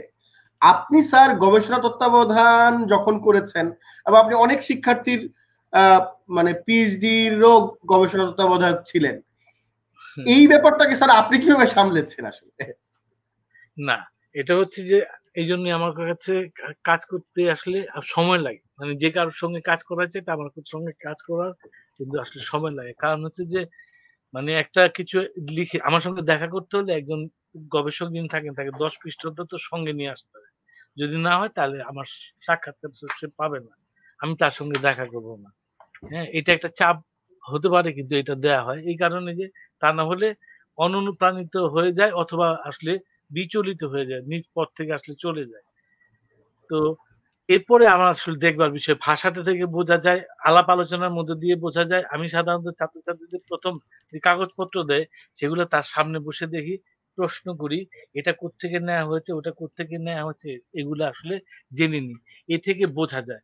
যদি এরকম হয় তাহলে আমি সময় দিই তাকে, আমি বইয়ের দাম দিই, আমি অন্য শিক্ষকের সঙ্গে যোগাযোগ করতে বলি, ঢাকা হোক, রাজশাহী হোক, চট্টগ্রাম হোক, ওই বিশ্ববিদ্যালয়ের ওই সংশ্লিষ্ট শিক্ষকের কাছে পাঠাই, তারা যায়, তারা আলাপ আলোচনা করে, উপকৃত হয় এবং আসলে শেষ পর্যন্ত হয়তো একটা কিছু দাঁড়ায়। 2টা সেমিনার পার হতে হয়। 2টা সেমিনার মানে অন্তত জাহাঙ্গীরনগর, এটা অবশ্য সব জায়গায় নিশ্চয়, কিন্তু জাহাঙ্গীরনগরে আমাদের এখানে আলাদা একজনকে দায়িত্ব দেয় প্রবন্ধটা পড়বার জন্য, একজন মুখ্য আলোচক। বাকিরা এটাকে আসলে পুঙ্খানুপুঙ্খ পড়ে এবং তারপর আসলে একটা সিদ্ধান্ত যায় এটা সেমিনার পেপার হিসেবে গৃহীত হবে কিনা। ফলে কাজটা এখানটায় একটু মোটামুটি জটিল হয়ে উঠেছে। কিন্তু আগে আমাদের এই যে কাজ হয়েছে সেখানে সব কাজ অনেক ভালো হয়েছে এরকম না, কিন্তু গবেষণাটা তাও চালিয়ে যেতে হবে। এই কারণে যে একটা বিশ্ববিদ্যালয় মূলত প্রতিষ্ঠান, এবং প্রতিষ্ঠানের বিশ্ববিদ্যালয় প্রতিষ্ঠান হিসেবে পরিচিত হয় মূলত তার গবেষণা কর্মের মধ্য দিয়ে। কোনো কোনো মানুষ যেমন রাখাল গোপাল দ্বন্দ্ব সমাজ, মানবেন্দ্র বন্দ্যোপাধ্যায়ের থিসিস, এটার যে ভাষা, এটা যে বিষয়, এটার মধ্যে আসলে চিন্তা একটা মৌলিকত্ব আছে। গবেষণা কর্ম কিন্তু অদ্ভুত একটা মধ্যবিত্ত, তারপর বাংলা শিশু সাহিত্য, উপনিবেশ, উপনিবেশোত্তর আসলে চেতনা, সবকিছু মিলিয়ে বোঝাই যায় আসলে এটার মানে অদ্ভুত একটা চিন্তন শক্তির উত্থান, সমবেত একটি উত্থান ওটার মধ্যে আছে। কাজ এরকম হওয়া উচিত। দীর্ঘদিন সময় দেওয়া হয়, পড়াশোনার সুযোগ দেওয়া হয়, অনেকেই স্কলারশিপ পায়, এই কারণে কাজগুলি অনেক ভালো হওয়া উচিত। সমিত কাজ করতে দেশের বাইরে গিয়েছে, হ্যাঁ বাইরে গিয়েছে। আমার বিশ্বাস যে এই যে দূরত্বটা, ওখানে যাওয়াটা, আসতে হবে, সেমিনার ওখানে জমা দিয়েছে মনে হয়, এর মধ্যে কাজটা ভালো হবে। ও এখানে কাজ করতে চেয়েছিল বিনয় ঘোষের উপর। এতে থেকে বোঝা যায় একজন মানুষ আসলে কোন রুচিতে আছে, কাকে নিয়ে আমি কাজ করব, কি নিয়ে কাজ করব, কোন যুগটা নিয়ে কাজ করব, এটা থেকে একজন ছাত্রকে বোঝা যায় গবেষণা করবার যোগ্য কিনা। কেউ যদি চায় নামকো আসতে একটা ডিগ্রি নিয়ে যাবে, ওই কাজগুলোকে আসলে ডিসকারেজ করা উচিত, করার চেষ্টা করা হয় আগে।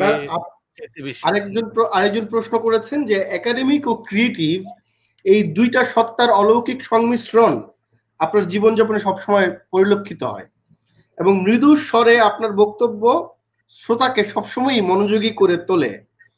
আপনার এই গুণের রহস্য কি স্যার? এটা স্যার কবি রাহেল রাজীব মন্ডলের প্রশ্ন। আচ্ছা, এটা হচ্ছে যে এখানে জটিলতা কিছু নেই। মানে সাইকোলজি একটা কথা বলে, যারা অনেক মানে যারা মনে করে যে তার কথা কেউ শুনবে না, তারা অনেক চিল্লিয়ে কথা বলে, চেঁচিয়ে কথা বলে, দৃষ্টি আকর্ষণের চেষ্টা করে, এর ফলে অনেকে বিরক্ত হয়। আমার অত জানাশোনা ছিল না। আমি স্বভাবতই নমিত স্বরগ্রামে কথাবার্তা বলি শৈশব থেকে। হ্যাঁ, আর মানে আমার মধ্যে যদি কারো মধ্যে কিছু বলার থাকে, মানে যদি এরকম হয়, শিমুল তুমি একটা ভালো কথা বলছো, হ্যাঁ, সেটা আমি গ্রহণ করব, কিন্তু তার আগে ব্যক্তি হিসেবে দাঁড়াতে হয়। এই কারণে যে তোমাকে যদি আমি সম্মান না করি, তোমাকে যদি আমি ভালোবাসতে না পারি, তুমি আমাকে যতই হেদায়েত করো, যতই ভালো কথা বলো, যতই মানে উপরে ওঠার রাস্তা দেখাও, তোমাকে আমি বিশ্বাস করবো না। ফলে তোমার কোনো কথাই আমি গ্রহণ করবো না। কানেই শুনবো, প্রাণে নেব না, মস্তিষ্কে নেব না, হৃদয়ে নেব না। তো এই কারণে আমার কাছে মনে হয় যে আমি এই কথাটা সবাই জানে, শৈশব থেকেই ভালোবাসতে শিখেছি। আমি অনেককে ভালোবাসলেও কম ভালোবাসতে জানি না। আমার মার চেয়ে বাবাকে বা বাবার চেয়ে মাকে, ছেলে চেয়ে মেয়েকে বা মেয়ের চেয়ে ছেলেকে। আপনাকেও স্যার আমরা বেশি ভালোবাসি এবং আপনার শিক্ষার্থীরা, আপনার নিশ্চয়ই যারা হলো আপনার সংস্পর্শ পেয়েছে আপনার জীবনে, আমি নিশ্চিত যে আপনার প্রতি তো কেউ রাগ করে থাকে নাই, আমার প্রতি যেরকম অনেকে হয়তো রাগ করে আছে। স্যার আপনাকে আমরা বেশি ভালোবাসি এবং আপনার জন্য আরেকটা সারপ্রাইজ আছে, সেই সারপ্রাইজটা স্যার একটু দিতে চাই। আমাদের সাথে একটু যুক্ত হচ্ছেন শাহজালাল বিজ্ঞান ও প্রযুক্তি বিশ্ববিদ্যালয়ের বাংলা বিভাগের একজন অধ্যাপক নীলুফা আক্তার, উনি একটু কথা বলবেন স্যার। আচ্ছা নীলুফা আপা, আপনি কি শুনতে পাচ্ছেন? হ্যাঁ, শুনতে পাচ্ছি। থ্যাংক ইউ আমাকে যুক্ত করার জন্য। শুভ জন্মদিন আমার খুব প্রিয় মানুষ, খুব ধন্যবাদ কাছের নীলু, মানুষ, ধন্যবাদ। এবং আমি মানে আপাদমস্তক ভালো একজন মানুষ বলতে যা বোঝায়, এবং খুব নিরঅহংকারী এবং আনডাউটলি মেধাবী একজন মানুষ ডক্টর খালিদ হোসেন আমার খুব প্রিয় একজন মানুষ।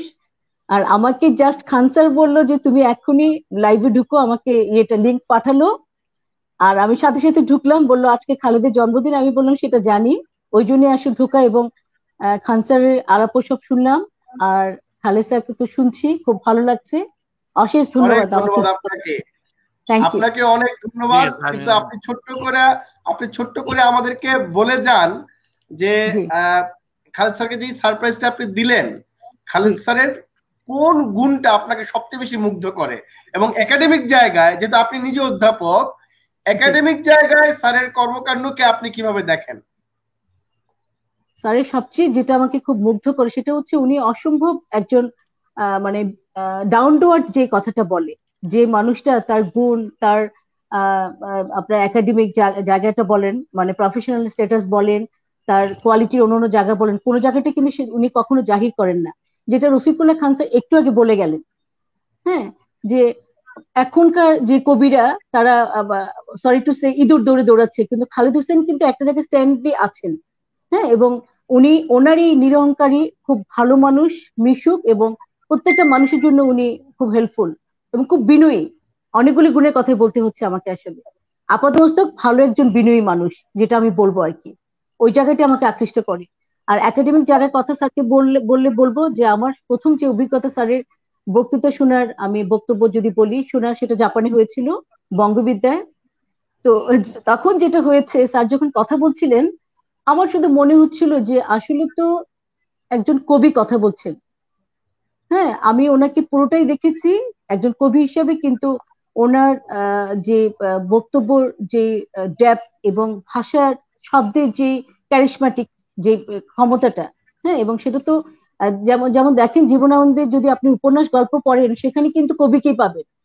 তো খালেদ হোসেন হচ্ছেন সেই ব্যক্তি মানুষ, আমার মনে হয় যে তিনি ঘরে বলেন বাইরে বলেন যে কোনো মানে ইন টোটাল, হ্যাঁ, উনি কোথায় আজকে বোধহয় ফেসবুকে দেখলাম যে উনি বেঁচে থাকতে আছেন কবি বলেই, কবি এরকম একটা কমেন্ট উনি করেছেন কোথাও।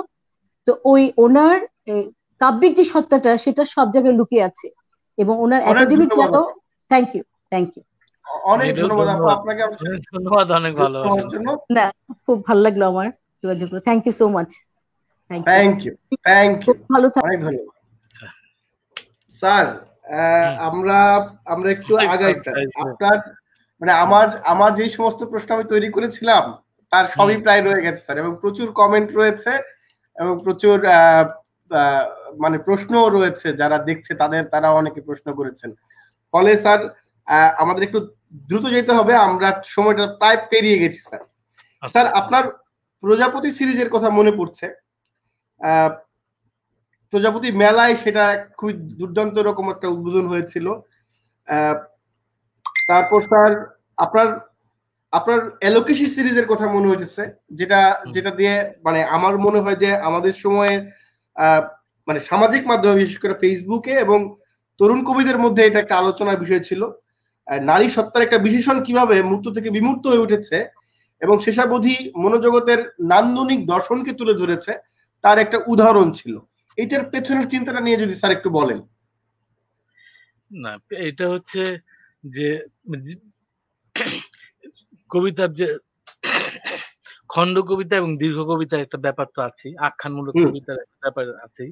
আমি ছোট ছোট করে মানে মূলত শেষ পর্যন্ত একটি আখ্যানই রচনা করতে চেয়েছি, যেখানে একটা নারী তার ব্যক্তিগত জীবন, জীবনের অসহায়তা, ভালোবাসার আকাঙ্ক্ষা, তার চিত্তের বিশালতা সবকিছু নিয়ে, চারপাশের জটিলতা, জীবনযাপন, হরতালের মধ্যে পথ হারানো, দুর্ধর্ষ রাস্তাঘাটে নানা ধরনের হরতাল তখন চলছে, তারপর গুলি আগুন টাগুন চালাচ্ছে, এইগুলোর মধ্যে একটি মেয়ে কিভাবে তার অন্তর্গত অবিচ্ছেদ্য রোমান্টিকতাকেও লালন করছে।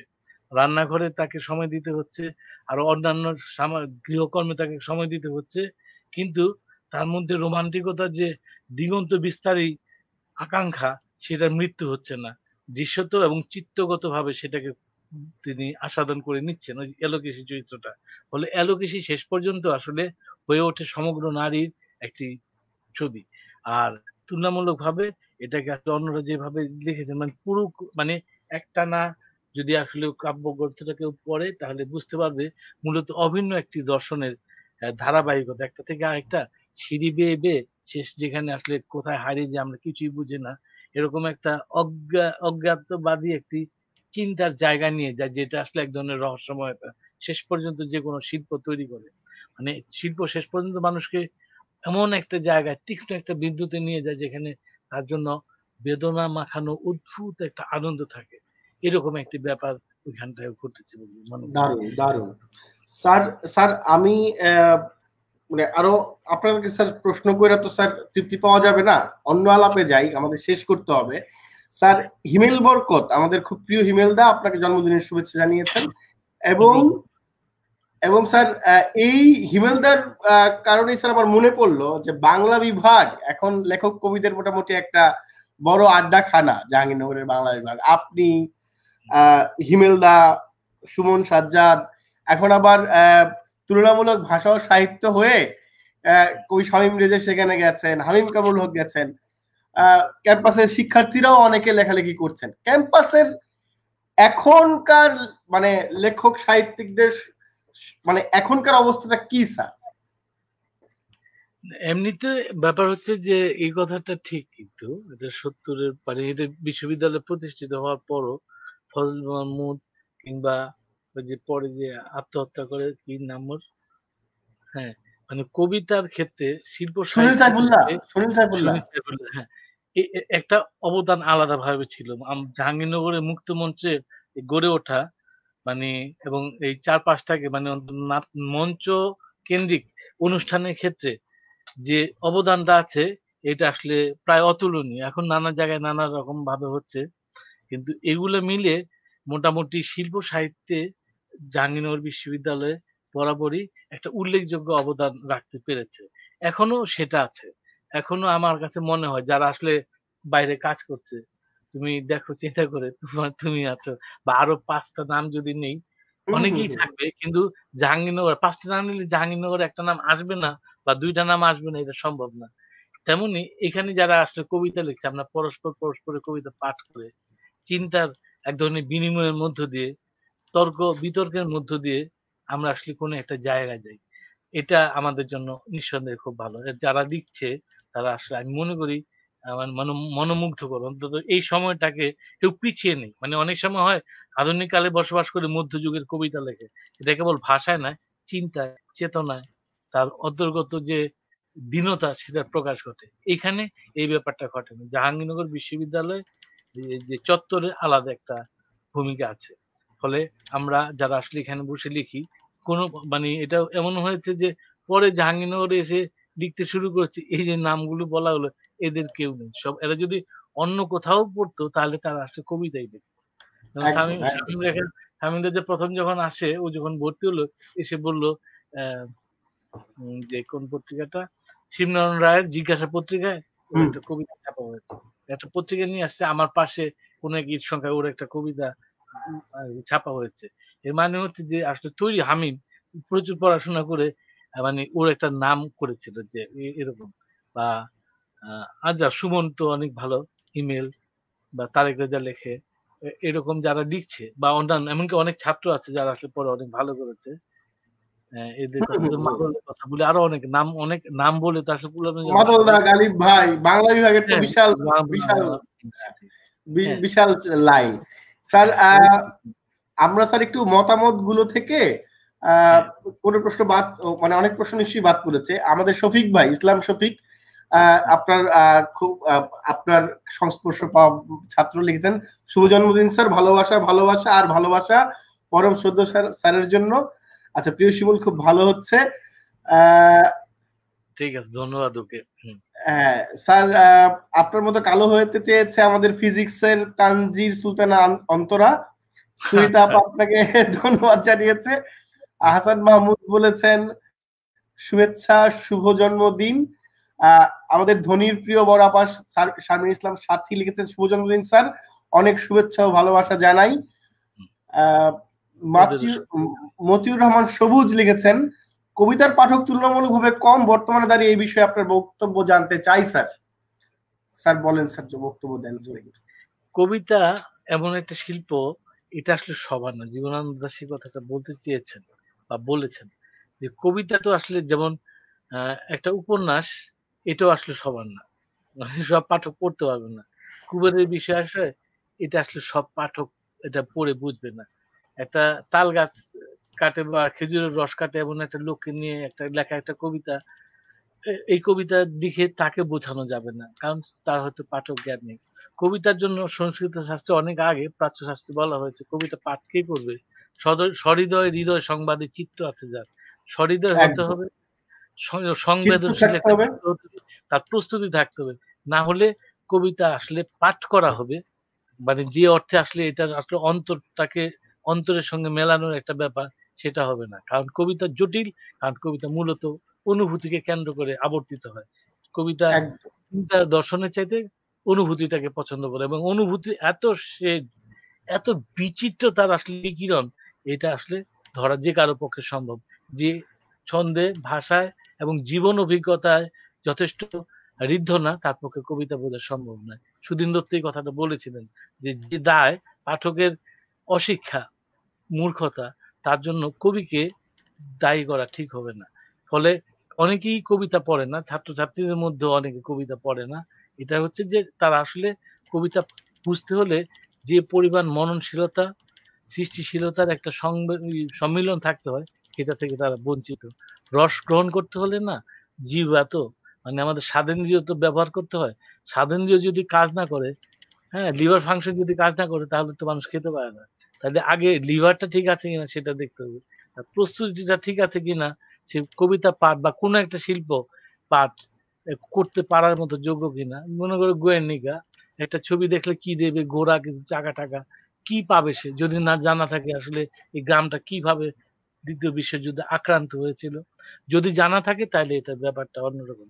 ফলে কবিতা কেবল অল্প কিছু কথা বলে না, কবিতার অন্তত একাধিক পাঠ একই সঙ্গে। দারুণ দারুণ দারুণ বলেছেন স্যার। এবং আমি স্যার একটু জাস্ট যুক্ত করি, আমার মনে হয় যে প্রেমটাও লাগে স্যার, মানে এক ধরনের প্রেম এবং ধ্যান না থাকলে ওই কবিতার ঠিক এবং মানে আমি যদি ঠিকঠাক মতো একজন কবিকে মনোযোগ দিয়ে না পড়ি, তখন তাকে বুঝতে পারা নিয়ে আমার মধ্যে সমস্যা তৈরি হইতে পারে। সেটা আমার অপারগতা বা যে পাঠ করবে তার, কিন্তু কবির তো নিশ্চয়ই সেই দায় নাই। স্যার আপনাকে অনেকে শুভেচ্ছা জানিয়েছেন।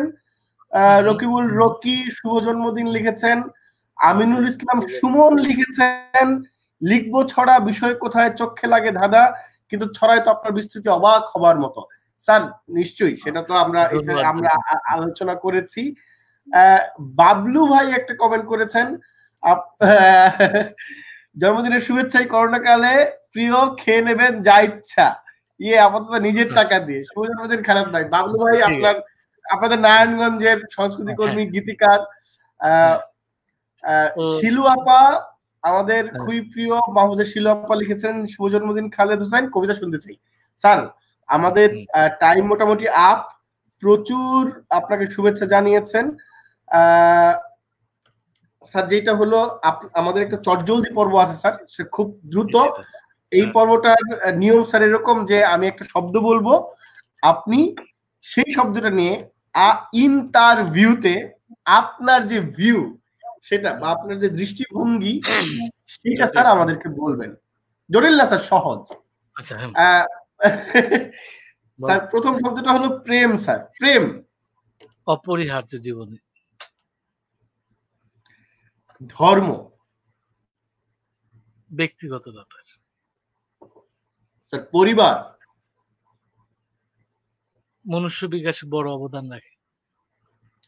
স্যার জীবন দর্শন অবশ্যম্ভাবী, এটা লাগবেই। স্যার সংস্কৃতি সঙ্গে থাকে। স্বাধীনতা সবচেয়ে গুরুত্বপূর্ণ ব্যক্তি জীবনে, সামাজিক জীবনে, পার্থিব জীবনে। স্যার যৌনতা এটা অনিবার্য, অপরিহার্য, গুরুত্বপূর্ণ, সুন্দর, পূজনীয়, আনন্দময়, যদি এগুলা মানে সৌন্দর্য সঞ্চারিত করবার সামর্থ্য থাকে। ছন্দ ছন্দ ছন্দ অপরিহার্য। আমরা যাকে ছন্দহীন মনে করি, ছন্দহীনতা একটা ছন্দ তৈরি করে। স্যার বিষাদ জীবনের নানাবিধ অনুভূতির মধ্যে এটা একটা। Thank you sir, thank you sir, আপনাকে অনেক ধন্যবাদ। আমাদেরকে স্যার সময় দিয়েছেন এবং আপনার জন্মদিনে আপনাকে পেয়ে আমরা বা আমি নিশ্চিত যারা আমাদের এই আয়োজন দেখেছে তারা অনেক অনেক আনন্দিত হয়েছে এবং এই আয়োজনটা অনেক মানুষ দেখেছে একসাথে, অনেক মানুষ দেখবে নিশ্চয়ই সে, এবং আপনাকে আবিষ্কারের এক ধরনের সূত্রধর হিসেবে এই আয়োজনটা যদি কাজ করে আমাদের খুব ভালো লাগবে। স্যার আপনার একটা কবিতা শুনতে শুনতে আমরা বিদায় নিতে চাই। অনেকে স্যার রিকোয়েস্ট করেছে আপনার কণ্ঠে আপনার একটা কবিতা যেন আপনি পড়েন। পড়তে পারি না, আমার কবিতা অন্য কেউ পড়ে দেয়। তবু দেখি, হাতের কাছে আসলে তেমন বই নেই, আমি যে বইটা খুঁজছিলাম এটা এখানে আছে, ওখান থেকে কোন একটা কবিতা। তো সময় তো কম যে বাঁচতে বাঁচতেই। আচ্ছা, মৃত্যু নিয়ে কথা হয়েছিল, মৃত্যু নিয়ে আমার একটি কবিতা আছে, আকৃতি তো খুব বড় না, সময় বেশি লাগবে না, কিন্তু পড়ি আমি। মৃত্যুর পর কিন্তু সমাহিত হওয়ার আগে, আমার মৃত্যুর পর কিন্তু সমাহিত হওয়ার আগে আমার শরীরটা কিভাবে পড়ে থাকে, তাকে নিয়ে কি কি কাণ্ড হয় তা খুব দেখতে ইচ্ছে করে। কারা আসে, কারা কাঁদে, কারা হাসে, কারা নির্বিকার দেখতে চাই আমি। নিজেকে আমার দেখা হয়নি কখনো, দর্পণে নয়, জলে নয়, কারো চোখের তারায় নয়। পাখি উড়ে গেলে খাঁচাটাকে কতটুকু নিঃসঙ্গ দেখায়, কতটুকু মিহিধুরু উড়ে উড়ে আসে কোন ঝরা পাতা। আমি যাদের ভালোবেসেছি কিন্তু যারা আমাকে ভালোবাসেনি, যারা আমাকে ভালোবেসেছি কিন্তু যাদের আমি ভালোবাসতে পারিনি, যাদের আমি ঘৃণা করেছি কিন্তু যারা আমাকে ঘৃণা করেনি, যারা আমাকে ঘৃণা করেছে কিন্তু যাদের আমি ঘৃণা করিনি, তাদের চোয়ালের ভাঁজ কেমন বদলে যায় তা আমি প্রত্যক্ষ করতে চাই আমার মৃত্যুর পর কিন্তু সমাহিত হওয়ার আগে। হীনযান থেকে যারা আমাকে তুলে নিয়েছিল মহাযানে, প্রান্তিক অবস্থান থেকে নন্দন কানন, তারা এই নিষ্পন্দ দেহের দিকে কিভাবে তাকায় দেখে যেতে চাই। কার মুখচ্ছবি পৃথিবীর অন্তিম দৃশ্য জেনে নিতে চাই। ধন্যবাদ। বাহ, থ্যাংক ইউ স্যার, আমাদেরকে অনেক সময় দিয়েছেন। প্রিয় দর্শক, আমরা আজকের আয়োজনটি এখানে শেষ করছি এবং স্যারের জন্মদিনের জন্য আমাদের অনেক শুভকামনা থাকলো। স্যার এরকম দারুণ বলবেন আমাদেরকে, আমাদের বুড়ো হয়ে যাওয়া পর্যন্ত, এবং স্যারের কবিতার যেই অভিযাত্রা সেটি অব্যাহত থাকুক। কবিতা থেকে, ছন্দ থেকে, অল্টারেশন থেকে স্যার যেই দারুণ আনন্দ পায় সেই আনন্দ যাপন অব্যাহত থাকুক। স্যার ওই যে পাতায় আলো আছে সোনারও বরণ, সেই ভোরের সোনার আলোর রং ধরতে পারুন, এই সমস্ত শুভকামনা। স্যার আপনাকে অনেক ধন্যবাদ আমাদের সাথে থাকার জন্য। সবাইকে ধন্যবাদ যারা ছিল, তোমাকে সহ যার টিম, আবারও প্রথম যারা এদের দেখেছে বা দেখবে তাদের সবাইকে আমি আসলে প্রাণের গভীর থেকে এই জন্মদিনে শুভেচ্ছা জানাই, ভালোবাসা কামনা করি, ভালোবাসা জানাই। Thank you sir, thank you. প্রিয় দর্শক, আমরা শেষ করছি আমাদের আজকের আয়োজন এখানেই, এবং আগামীকাল ঠিক একই সময়ে বরেণ্য কথাশিল্পী মইনুল হাসান সাবেরকে নিয়ে আমাদের ইন্টারভিউ উইথ শিমুল সালাউদ্দিন প্রচারিত হবে একই সময়। সেই আয়োজনটি দেখবার আমন্ত্রণ জানিয়ে আমরা আজকের মতো এখানেই শেষ করছি।